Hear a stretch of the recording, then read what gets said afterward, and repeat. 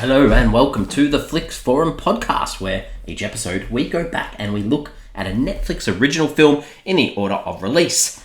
This is our 11th day of Podmas, where we're putting out an episode every day in the lead up to Christmas this year. So what have we got today? Today we have Netflix 279th film from 2019. It's the Indian Hindi language drama Dolly, Kitty or Who Chamakte Sitare. It's directed by Alankrita Shrivastava, starring Konkona, Sharma and Bhumi Pednekar. I'm Jesse. Apologies for the pronunciations. Another international film. We're getting a few of these this December to make our way through. This is that time in the pandemic where Netflix were purchasing films left, right and centre to get out for people stuck at home to watch movies. So this is another film that we're going to discuss today. As always, if you're keen on checking this one out, please give us a pause and come back a little bit later on, because we kick off with the Fast Flicks, where we do a quick little summary of what the film is all about. So this one is about two female cousins who live completely different lives. One is a young party goer and the other has settled down with kids, but they are more alike than they appear.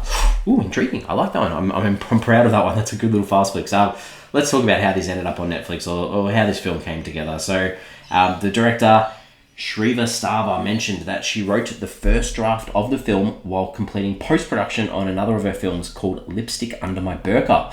The first look of this film was released on the 15th of October 2018 by the producer Kapoor on her Twitter account. Principal photography of the film began on that day, on the 15th of October 2018 as well. An actor in the film, Bhumi Pednekar, said that she feels an online release through Netflix like this film has will make the film go to a much larger audience. The quote from her was, "As an artist, I only look to entertain audiences every time I come on screen, and I'm okay with any platform becoming that vehicle of my creative expression. At this day and age, producers will do what is needed and we must all support each other's decisions," she said. So a nice little quote there about having this film put out on Netflix. This did quite well on the award circuit. It had 6 nominations, 2 at the Filmfare Awards for Best Actress for both Bhumi Pednekar and Konkona Sharma. Was nominated for Best Director at the Miami Film Festival for Night Marambas Award. Konkona Sharma for Best Actress in a Leading Role at the FOI Online Awards, and Vikrant Massey for the Bollywood Life OTT Award at the Bollywood Life Awards. So a couple of nominations there, didn't win anything, but not too bad. This film, translations around the world. So in the direct English, the title is Dolly, Kitty and Those Shining Stars. In Australia and a couple other countries too, it had a little bit of a different translation, which was Dolly, Kitty and Those Twinkling Stars. And in Japanese, it's called Dolly, Kitty, Shining Life. So all to do with that idea of stars and what they mean. This film was actually released in 2019. We got it on Netflix in 2020, but it did have a premiere on the 4th of October 2019 at the Busan International Film Festival in South Korea. In March of 2020, it played the Miami Film Festival, and on the 6th of March 2020, it also played in the Netherlands at the Cinema Asia Film Festival, before hitting Netflix worldwide on the 18th of September 2020.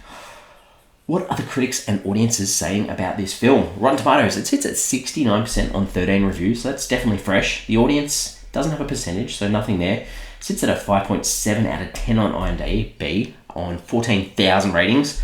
Letterboxd sits at a 3.1 out of 5 on about 850 ratings, but it's been logged by about 1,400 people. So again, with this international film, not a lot of people have actually seen it. What are my early thoughts for this?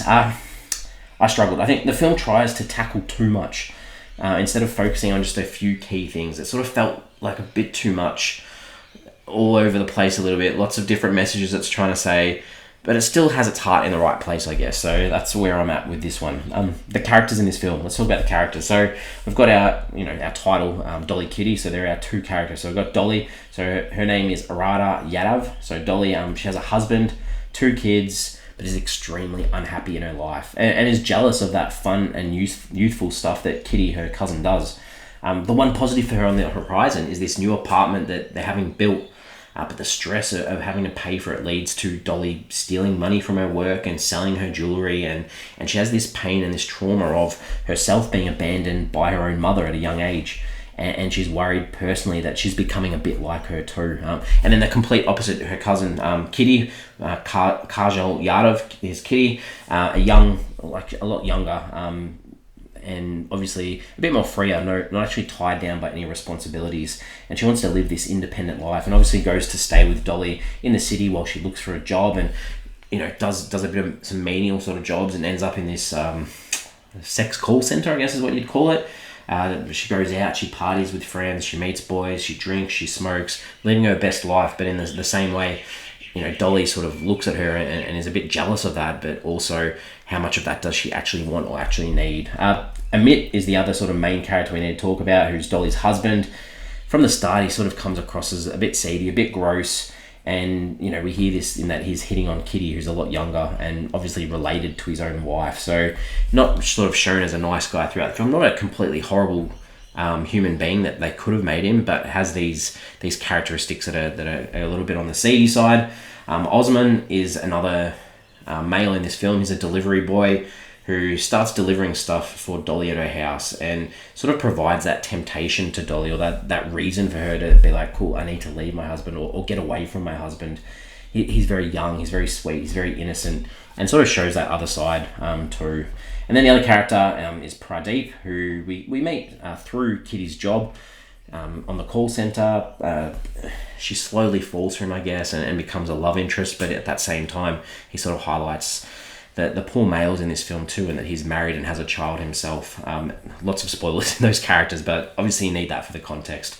The director, Alankrita Shrivastava, 6 directing credits, 3 most recent ones for Indian television series, so working a bit in TV recently rather than feature films. Let's talk about some scenes. What are some scenes I enjoyed in this one? There's a scene where Dolly goes on a bike ride with Osman. They fall off. It just made me laugh. I thought that was funny. I think there's a scene between Dolly and her mother where they have this argument about her being abandoned and calling her mother out for that. I thought that was a really impactful scene. The same with Dolly, her son. She has these 2 sons with Amit, and one of her sons is really into dressing up in girls' clothes and playing with dolls, and we see that struggle throughout the film. And there's a scene where she actually goes to the doll museum with her son, even though you could see how tough it was for her to be there, and her son not being the son that she wanted him to be. I thought that was a really important and impactful scene. Kitty and Pradeep, towards the end, they get locked up. He just walks away from her and leaves her, and realizes that she was nothing to him, and that was really sad, a really sad moment. And I did like Dolly standing up to Amit at the end and telling him that she just can't do it anymore, that she needed to move on. I thought that was an impactful scene too. And then finally, the final scene where we've got Dolly on a bus with her son, and they're driving off to a new start, a fresh start, and the son's got this pink headband on. I just thought that was a sweet little moment as well. But then there are things that I didn't like. So some things I didn't like. Kitty, she goes to a club. She's living this life, and she goes to a club with a friend. It looked like it was this party scene, dance scene in the middle of a shopping center or a shopping mall. That was a bit weird. The men in this film are obviously meant to be gross, but they talk about their penises and pleasure, and it's just like, I don't need to see that in dialogue. The son, Papu, when he gets in trouble at school for wearing girls' clothes, for wearing a bra, and there's a scene, like, he's sitting there with his mum and all these other kids and parents and teachers, and one of the kids just says, he showed me his pee-pee. This added nothing to the situation or the human that Papu was trying to be. I'm just not sure why that line of dialogue was there. Kitty and Pradeep, they go on a day out, and having this lovely date, this montage of visiting all these sites, and he asks her for a piece of gum because he wants some fresh breath, and she gives him a piece of gum, and then he says, "No, I want your gum," and kisses her to get it out of her mouth. Gross. That's like the worst line in a movie I've ever seen in my life. I can't think of anything worse than that. That was horrendous. Kitty obviously is hurt and upset, and there's this DJ we see throughout the film that has been partnered with one of her friends throughout the film, who I haven't really mentioned, but they're side characters. Kitty just goes to this DJ in the end, and I was like, what the, like, that was a bit weird. And then the final festival where everyone's there, and we have some traumatic moments where Osman is killed. This upsets Dolly, but this festival starts off with this empowering moment for women where they've got this big piece of artwork that looks like a vagina, and it's obviously representing women's freedom and spirit. Just too metaphoric for the screen, especially when the men come and start beating it with sticks and things like that. I get what they were trying to do. It just didn't work. This film, what are some themes or some ideas in it? I think the idea, obviously, of gender roles. You've got this male-dominated society where women are craving freedoms, but they're faced with these stereotypes, and And that's, it's okay for women or females to have desires. And that this film is about that too. Why should women be banished for having desires when men can freely do whatever they want without any consequences at all in this film? And that ties in with the morals in India as well. Like, why can't boys play with dolls? Why is that such a big deal? And those difficulties too that females have in India. The women are scaring the men in this film because they want to be equal, because they want to express themselves or express their sexuality as well. And it's all knocked back, which is extremely sad. And that idea too of finding that happiness in life. What do you desire? What do you need to be happy? How can you break free? How can you accept your dreams and your desires and move on as well? And that sort of highlights to that idea of surviving in a city, especially in India. And this is done quite well through like air conditioning and money and food and all the necessities that people struggle for at certain times. So that was done quite nicely. What did I take away from this film? The whole idea, I spoke about this before. Amit, Dolly's husband, we know that he's not a good guy. We know that whenever they try to go to bed together, he ends up in the bathroom by himself. The whole idea of him using Kitty's call center was just too obvious. It was used so much, so the reveal at the end it wasn't impactful. So that's my takeaway from that. Sometimes we jump on IMDb to check someone out to see if we recognized them. I didn't use the internet for this. I used the internet because we saw this delivery service used called Ippy. And that's the business that Osmond worked for. I looked it up because I was like, is this their equivalent of Uber or, Menulog or some sort of delivery food service? I couldn't find anything about it, so I don't think it's real. I think it was made up for this film, so that's interesting. Questions, ponderings. What are my thoughts about this one? I think, the idea Dolly was very... the feelings towards her mother were sort of building up over the years, where she finally organises to meet her and realizes the woman that she is, and sort of kicks her out of her apartment. So and we do see though that Dolly sees herself more like her mother now as well. So does she ever forgive her mum? Does she go back to her mum to reconcile and go, cool, my mum's made mistakes, I've made mistakes, now we can get along? I'm not sure. I think that's an interesting thing to ponder. And the same with the idea of Kitty, who's staying behind to rebuild this call center and switch it around so it's not females providing calls for males, but the idea that they can have male call centers for female clients as well. Like, is that a successful sort of business that's going to continue? Could be an idea for a sequel. Who knows? I think I'm ready to wrap it up. I've sort of had a good chat about this one. We give the film a rating out of 5. For me, like, as I've sort of touched on, there's some good ideas in this film. I just think that they were sort of lost a lot throughout the film because the amount of messages they were trying to deal with, it became a little bit muddled. And some dialogue in this film, pretty ordinary. Some scenes that were pretty ordinary too. So I'm still giving it a 2 out of 5. Not a complete whacking, but it sort of sits there at 2 out of 5 for me. We're on socials. We have Instagram, Facebook, and X, formerly known as Twitter. The question that I want to put on there, and this ties in with the title of the film, which I didn't really touch on, but the idea of stars and the ideas of star ratings. Like, are star ratings useful? Do you use star ratings? Do you use them on Google to check out restaurants? Do you use them to check out movies?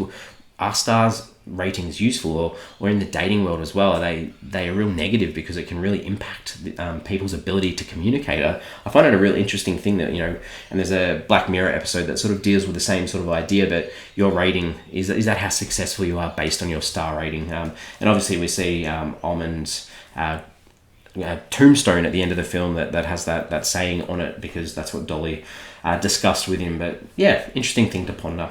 We're back tomorrow. We are back tomorrow. We're getting there. We're almost halfway. Tomorrow we've got the 2020 Indonesian comedy, so another international film. It's called Whipped or Bukan. It's directed by Chandra Leo and stars Andovo de Lopez, Jovial de Lopez, Chandra Leo, Tommy Lim, and Susan Samay. Tomorrow, Indonesian film. Haven't done an Indonesian film for a little bit now, so I'm interested to check it out. As always, thanks for listening, and I will see you tomorrow.